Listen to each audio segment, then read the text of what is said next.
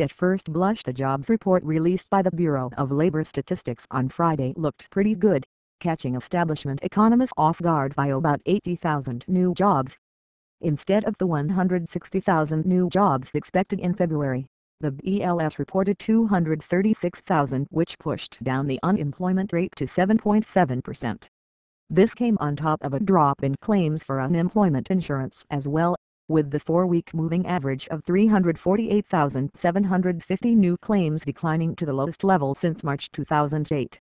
Some saw the numbers as exposing as overwrought claims by President Obama and federal Chairman Bernanke that the sequester cuts would cost the economy some 750,000 jobs.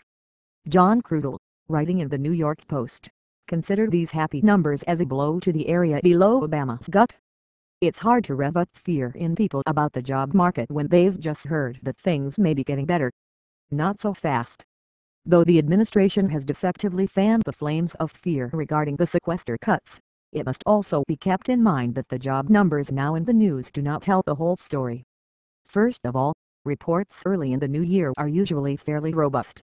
In January and February 2012, the BLS reported nearly 600,000 new jobs, but then the economy stalled, with growth in GDP essentially flatlining in the last quarter of the year. According to the household survey, where the BLS asks how many are working in a household, 170,000 new jobs were added in February of this year, despite the addition of an astounding 446,000 part-time jobs. What this means is that some 276,000 full-time jobs were lost in February.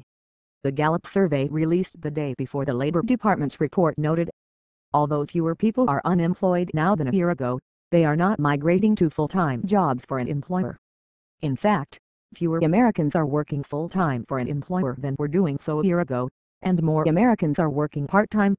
This may be an effect of the Obamacare rule that employees working 30 hours a week or more must be covered with health insurance, and as a result of that more and more employers are cutting hours and hiring more part-time people.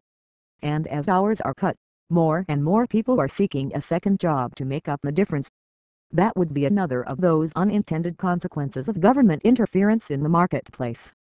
An editorial in the New York Times successfully saw past the rosy surface numbers reported on Friday as well. It looked around at where job growth might come from. Housing. Some growth there, from a percentage basis. But when one is at the bottom, everything looks up from there. Car sales. Not so much. Rising wages. Not much help there either. The Times also noted that the labor force is shrinking, so that whatever numbers the BLS reports aren't real. Most of the decline in unemployment reflects a shrinking labor force rather than new hiring.